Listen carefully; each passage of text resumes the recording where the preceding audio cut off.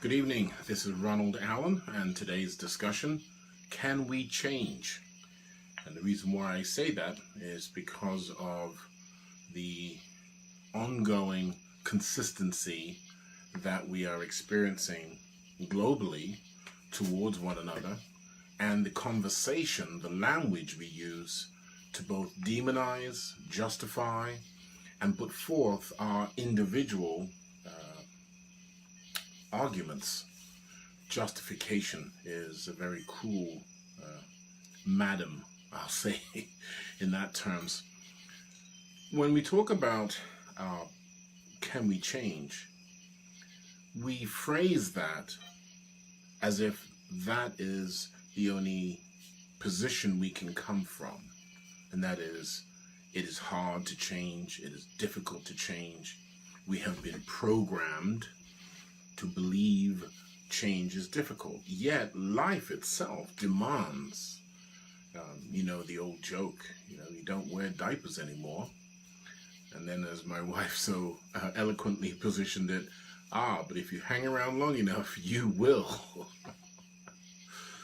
Well, the issue here is when we are talking and working with our associates, our family members, our children, are we leaving them with the same baggage that we have become accustomed to, even though we would rather leave it at the doorway as we go out into life?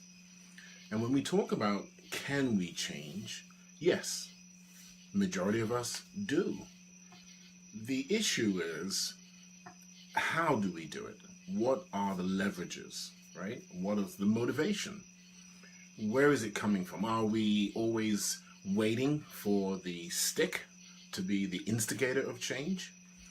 Or are we learning, are we adapting, are we evolving to say, I need to look ahead, I need to look around, I need to use my full 180-degree peripheral vision and understand the climate that is coming. And I'll give you a classic example. We did not have a phone in our home until we came to America in '69. And the significance of that, as far as change, is that my father said, well, I know where you are. You're in school. You're not going to be running the streets. I don't expect you to elope. I understand where you are. And he set that message to us in no uncertain terms, certainly not in a violent manner, just a matter of fact. And if anything, it was more laissez-faire. I know where you are. You're going to be in school. Where else would you be? Yet today, where we've found young adults, young parents, trying to manage their own children while still trying to manage their own emotional and mental challenges. And I say mental challenges because even finding work, the right kind of work, the socially accepted jobs, that has significantly changed. Now, as you can tell, I'm up there in age. Yet, something in me is hardwired to persist in finding out how else am I going to exist in the economy, in these changing cultural times. And I think that is a skill set, a capability that can be learned, it can be honed, it can be cultivated, like a good cup of tea. It can be brewed. Instead of constantly being around the life is hard, change is difficult, why is this happening to me mantra that many of us subscribe to.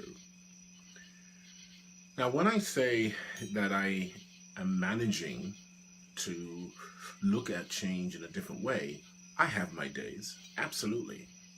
At the same time, because I realize my mind can evolve, and it has, and this is something, by the way, you can test for yourself. You don't need a certificate to say that you can continue to learn. You don't need outside social sororities, fraternities, or even institutions to confirm what you need. And that, I think, is where the change in different people, right? Doesn't matter what age, by the way, because learning does not know age. But people, on the other hand, want to hold on. They have a propensity to believe that what they were taught earlier is it. That's the whole book. That's the whole ball of wax. And that's sad, because we know so little. You know the old expression, once I was young and I thought I knew everything. As I got older, the burden was lifted. Those types of insights, don't they spur you to say, let me learn something new, let me learn something more, let me look at this from a different perspective? That inquisitiveness, the childish inquisitiveness, is what, to me, is what change is all about, because you're constantly evolving. And I don't think any age is a time frame to say, okay, can't learn anymore, oh, can't adapt anymore, whoop, that's it, can't communicate anymore, oh, I can't find a loved one. Had a conversation today with a gentleman, and he was saying, you can't find someone he would like to be with. I said, stop trying. And he looked at me like I slapped him. I said, stop trying, don't. I'm not saying I know any answers to relationships. Don't even email me on that one. The point is, why not try the opposite of what you're doing? Why not try the opposite of your thinking? If you're not getting the results you want, what's stopping you from trying something different? Well, here's another reality check. A lot of our psychology and social behavioral studies, the findings, the research, those white papers that tell us that you have to sit in a chair for 5 and 10 years before you can change your behavior and arrest the underlying current of your machinations is hogwash. And I've always thought it was hogwash. Why? Because I just needed to know, why can't I get to where I want to go that much quicker? See, now that's where I subscribe to millennials. It's not that they're lazy. They are literally the evolution of the impact of technology on our societies. Think about it. Why should I have to buy a car? Here's an easy one, right? Most of us grew up, we bought a car, we sit it in the driveway, we build a garage, we stack oil and transmission fluid and windshield fluid and all this crap.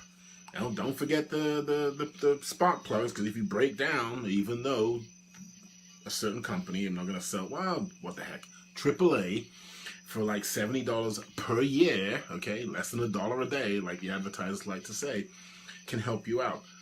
But millennials are saying, wait a minute, because of my experience, I'm going to change the script.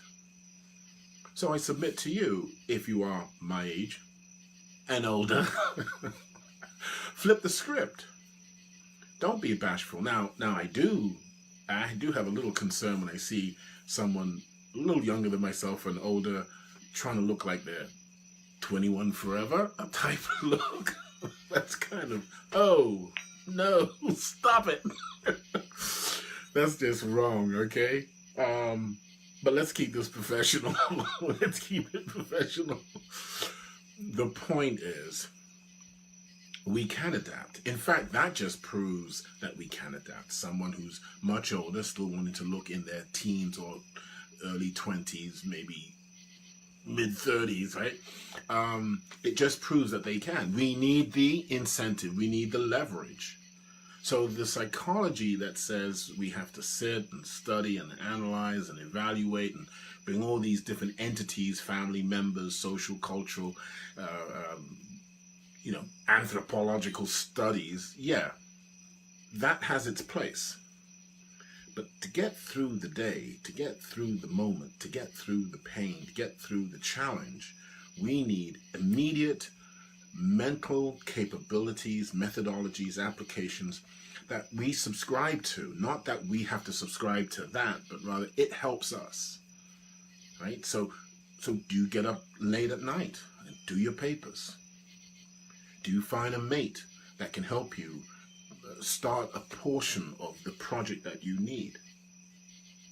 Can you sit with someone who you might think is less fortunate, you might think is less wealthy, which is the term in the West always subscribes to material crap, okay? It is crap. I'm just saying it is crap.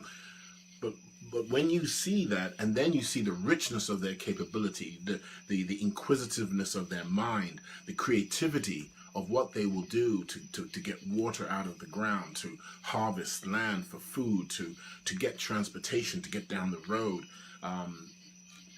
the creativity is what change is all about. If you're constantly thinking that you definitely need a brand new car to get down the road, then you're in for a long haul and a very painful one.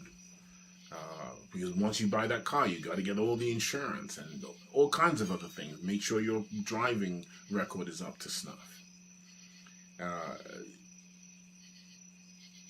Can we change? I think the question is inappropriate. I think the question is not the right question. It is what incentive do you have in life so that you can communicate to yourself why moving forward, why going up against resistance. And there is definitely resistance. I'm definitely not saying that there are not obstacles in life that will hold you back. Oh yes. Oh yes. The answer to that is you go left, you go right, you go over, you go under, or you go through. That is new metal under fire, forged under fire. You go left, you go right, you go over, you go under, or you go through. Find a way. And those 5 ways, 6 ways I just mentioned, find a 6th and 7th and 8th and 9th way. Just as we've now, scientists and astrophysicists, etc., are now saying there's 12 dimensions. Half of us don't even know that there's 3 or 4. Most people don't have that conversation at all. Why would I study that? Why would I, at my age, want to learn that? And I'm kind of speaking to the younger members of our society, because what you know today is so little compared to what's out there. And when you learn something new, it changes the dynamics of your capabilities. Change is not the issue anymore. It's knowledge, and then you apply it, and then you see what comes back, and then you adjust. So when you find yourself in a challenging situation, one, look at the opposite way of that situation. Just turn it around, turn it upside down, turn it inside out. Look at it as an obstacle in your way. Go left, go right, go up, go down, go through. What's the other way that I can deal with this? What's another way I can deal with this? Right? So visually and geographically, I've said left, right, up, down, and through. But what if I don't fight it? Just let it go. Right? What if I decide to make a pact with it? Right? What if I just make a pact with it? Agree with it. Even though I disagree, I'm going to agree. I want to take off the pressure a minute. You know how you take off the hose, right? The pressure on a hose. So it's our thinking. It really is our thinking. And the scientists are talking, I'm reading some great material right now about psychology, and they're saying the Freudian methodology is just archaic. For today's terms, for the needs of society today, it's archaic. Remember, guys, it was only the 60s, 50s and 60s that we got onto the moon. So now we're 2018. We're talking Mars. We've already been there. We're talking populating. We're talking about harnessing power from meteorites. Are you kidding me? You know? I mean, this stuff was just a few years ago science fiction. You saw the movies and they were so-so movies. Now, it's a reality. right? Artificial intelligence. The point is, how are you going to use it for your advantage? How will you adapt? And most importantly, how will you free the minds of your children from your own inhibitions, from your own fears? Because as parents, that really is our charge. Okay? It's not about us just giving them an education. That primarily they should get for themselves. But, thanks, Dad. More importantly, it's freeing our minds. I think that should be the challenge. That should be the mantra. How can we get our children to think more in an elevated way, in a more inclusive way, in a more collaborative way? Because now you change the words, you change the vocabulary completely. So I think I kind of made my point, don't you think? What else? It's getting late here. I'm starting to crash, but I wanted to just share this with you because, again, managing change through effective communications, and it's been a long path for me. Initially, I thought, I'd get into managing change and project management, and that's not my forte. I certainly continue to mentor some of the change chapter members in New Jersey, and I enjoy that immensely. I mean, some of the knowledge, some of the experiences of these people running multi-million-dollar corporations, I've learned so much, and I've learned to think differently. I've learned to take different subjects. If you take botany, take zoology, psychology, for the human aspects, and just those three alone, right? Look at how life evolves. Look how animals have to adapt. And as I've always said, we're the only creature we're one of the few creatures on the planet that have 15, 20 years worth of parental guidance. Most animals have minutes, some even have seconds. Get your act together, otherwise you are going to be someone else's bowel movement. And that's how life is. So what if you took that as a perspective, and you look at your challenges, look at your worries, and realize, wait a minute, I've been around. I'm 10 years old, I'm 16 years old, I'm 25 years old, and I can say that about 10-year-olds because they're much more exposed to life. That's a fact. Okay, life has come at them so much more. They've got access to life so much more. So we can push down the age where we as humans need to be more aware and more active, more proactive, right? We talked about being a victim. A victim is someone who doesn't understand or wish to understand the environment they live in. Not just where you live, not just mommy, daddy, high school, college. It's the environment you live in. And you must be cognizant of that because it can come from anywhere. That's adaptation. So if we can take those studies and learn from them, how the monarch flies 2,000-3,000 miles, I think it's northeast Canada down to Florida, and back. Some of them make it back. The sperm whales, thousands and thousands of miles, despite the fact that we've laid down multiple nets to catch other mammals, other fish for ourselves. That's their beat, that's their rhythm. So too on the plains of the Serengeti in Africa, we've put up these huge nets. We farm in a very different way, and these animals, they're hardwired. They're hardwired. So how would you adapt? Now I know some of you are going to push back and say, "Oh, Ron, these are animals. They're not important." Okay, fine. Don't take the perspective. When you don't have an answer because you've got a limited in-the-box thinking, that's it. That's your thinking. That's your galaxy, right? That's your book of knowledge. Well, I've learned one very simple thing about life, and that is knowledge does not know age, and knowledge is only limited by your willingness to go out there and seek it. Yes, textbooks are absolutely crucial. I've got a whole library in there of books that I've had since I was a kid. I used the book Fundamentals of Personal communication on my topics constantly, because the information is timeless. The information is valid. The information is still relevant to what I do. So if you can begin willingly, adapt, reflect, see if it works. If it doesn't, where else can I find it? Can I find it with people that I've been told I shouldn't? How about that for a perspective? Many of us have prejudices that seem to be, we have allowed them to be hardwired in us. And those are the prejudices that limit our ability to deal with life.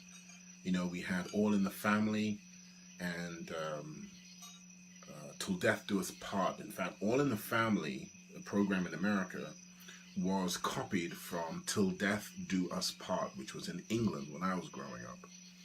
Well, that same behavior in both categories are still expressed here.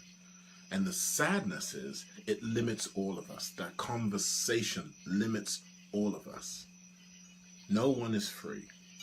No one is free. Well, I'm not going to get onto that tonight because one day I will express myself of that. But I think you all know, you all feel it. You know something has to be done, and it can only come from inside. It can only change because you want it to.